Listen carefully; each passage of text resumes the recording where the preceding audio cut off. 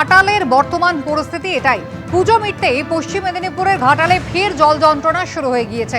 পুজোর সময় বৃষ্টি হয়েছে, তার জেরে শিলাবতী নদীর জল বেড়ে গিয়েছে। ঘাটালের সব গ্রামগুলিতে এবার নতুন করে জল ঢুকতে শুরু করেছে। বিঘের পর বিঘে কৃষিজমি জলের তলায় চলে গিয়েছে। ফসল নষ্ট হয়ে যাবে এমনটাই আশঙ্কা করছেন কৃষকরা।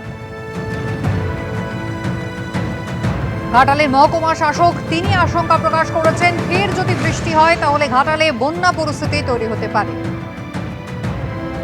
সোমনাথ দাস আমাদের প্রতিনিধি রয়েছেন আমাদের সঙ্গে টেলিফোন লাইনে। সোমনাথ, ঠিক কি পরিস্থিতি এই মুহূর্তে ঘাটালে, কি ব্যবস্থাই বা নিচ্ছে প্রশাসন? দেখো কুসুমিতা, কিছুদিন আগেই প্রায় 5 বার বন্যার সম্মুখীন হয়েছিল, তবু ঘাটাল পুজোর সময়টাতে একটু স্বাভাবিক হয়েছিল, পুজোটা মানুষের ভালো কেটেছিল। কিন্তু পুজোর সময় যে বৃষ্টিটা শুরু হয়েছিল, বিশেষ করে ঘাটালের জল জমার কারণ হচ্ছে পশ্চিম মেদিনীপুরের পশ্চিমাঞ্চল, বাঁকুড়া, পুরুলিয়া এইসব এলাকায় যখন বৃষ্টি হয় সেই বৃষ্টির জলটা শিলাবতীর মাধ্যমে সোজা ঘাটালে ঢোকে। এই কারণেই বৃষ্টি তো অনেক আগে হয়ে গিয়েছে, কিন্তু সেই জলটা শিলাবতীর মাধ্যমে এই মুহূর্তে ঘাটাল এলাকায় ঢুকছে এবং ঘাটাল গ্রামীণ এলাকাগুলো চাষের জমি পুরো জলের তলায়।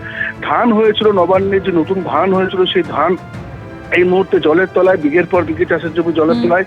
পুরো এলাকাগুলো তো জল ঢুকতে শুরু করেছে। যদিও ঘাটাল মানুষ এই জলে অভ্যস্ত, এখনো উদ্বিগ্নের কিছু ব্যাপার নেই।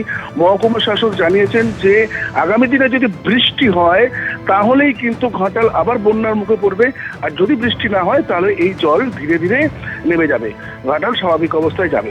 ধন্যবাদ।